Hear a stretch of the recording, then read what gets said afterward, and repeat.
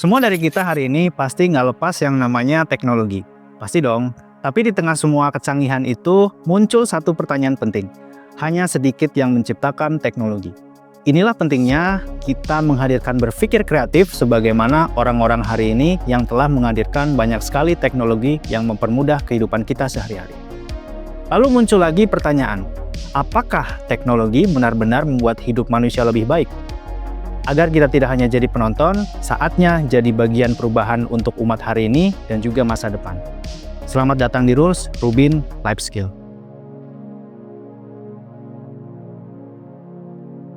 Assalamualaikum warahmatullahi wabarakatuh. Berbicara teknologi hari ini, ya mungkin sangat kompleks ya pembahasannya.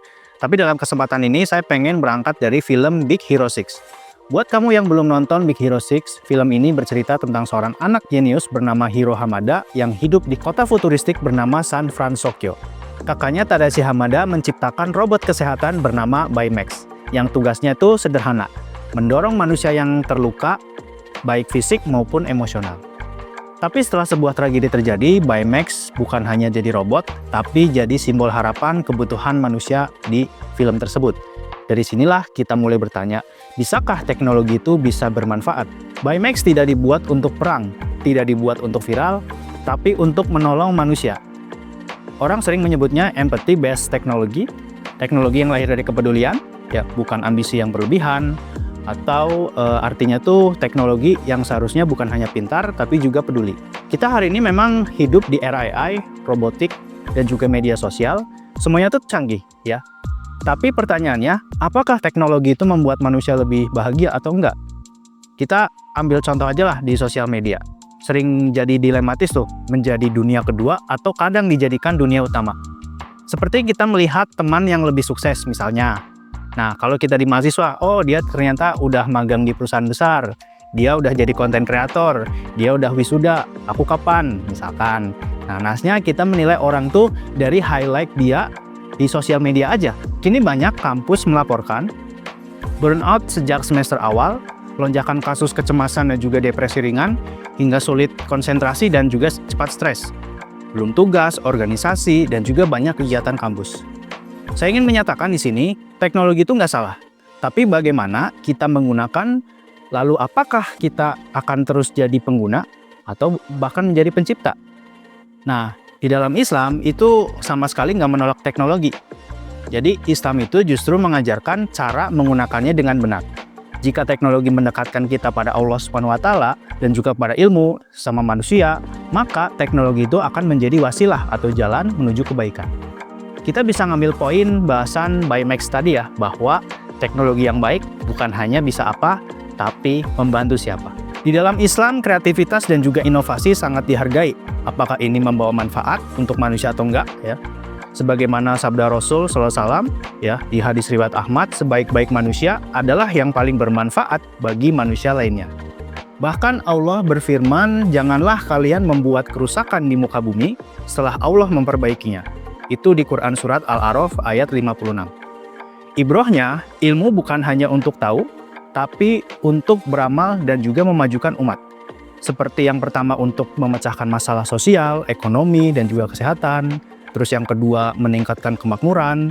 Yang ketiga itu memperluas dakwah Islam melalui peradaban. Kita mungkin bisa lihat ketika pada masa Khalifah Harun ar-Rasyid dan juga Al-Ma'mun ketika masa Abbasiyah, Baghdad menjadi pusat sains dunia lebih maju dari Eropa saat itu. Kita sering mengenal Baitul Hikmah atau House of Wisdom, pusat riset dan juga penerjemah ilmu.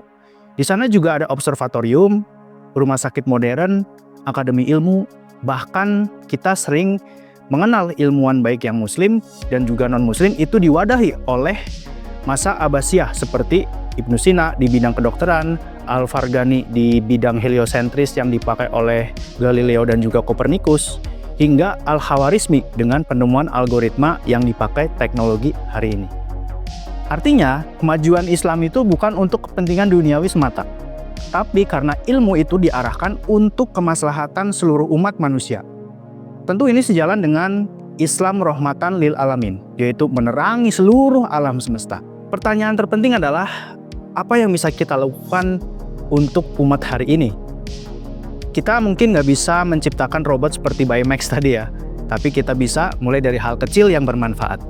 Ini juga sejalan dengan Rubin ID, ya, Rumah Binaan, sebuah startup pembinaan mahasiswa penghafal Al-Quran yang menghubungkan antara mahasiswa yang membutuhkan tempat tinggal gratis, lingkungan kondusif, dan mendapatkan fasilitas pembinaan seperti pembinaan keislaman, pembinaan hafalan Al-Quran, pembinaan skill. Selain itu juga Rubin ID menghubungkan pemilik rumah yang memiliki aset atau hunian kosong, ya, yang ingin dimanfaatkan, dirawat, dan juga tentunya hunian tersebut menjadi berkah dan insya Allah mengalirkan pahala jariah. Yang pertama, mulai dari niat dan identitas misi. Apa masalah umat hari ini yang ingin kita selesaikan meski skalanya itu kecil? Lalu karakter umat seperti apa yang ingin kita lahirkan? Bukan sekedar membuat platform saja, tapi melahirkan generasi emas masa depan. Yang kedua, temukan masalah nyata di lapangan. Contohnya seperti mahasiswa rantau, pasti butuh hunian baik. Lalu mahasiswa rantau juga itu butuh lingkungan baik juga. Banyak rumah atau aset tidak bermanfaat, padahal banyak yang membutuhkan. Lalu kalau kita melihat produk Rubin ID ini, itu mempunyai 3 pilar. Yang pertama hunian, yang kedua pembinaan keislaman, yang ketiga skill kekinian. Dari output tersebut, ya, aset atau hunian tidak produktif, ya, jadi manfaat. Yang kedua pembinaan itu menjadi dakwah, ya. Lalu yang ketiga skill itu bakal melahirkan bekal kontribusi di tengah masyarakat. Hidup ini tuh singkat, kalau nggak mulai sekarang ya kapan lagi? Mungkin kita nyaman dan damai dengan diri kita hari ini, tapi pertanyaannya adalah apakah kita benar-benar memahami kita hidup dari mana, untuk apa, dan juga kemana? Atau selama ini kita hanya melihat tanpa memahami? Setiap kita pasti punya kreativitas, kreativitas adalah amanah, amanah untuk melahirkan solusi bagi umat manusia. Kalau kamu siap berkarya untuk umat, tulis di komentar, aku siap berkarya. Dan sebutkan kemampuan atau minatmu.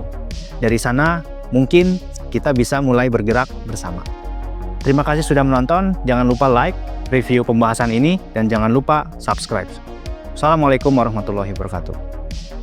You're gonna help so many people, buddy. So many.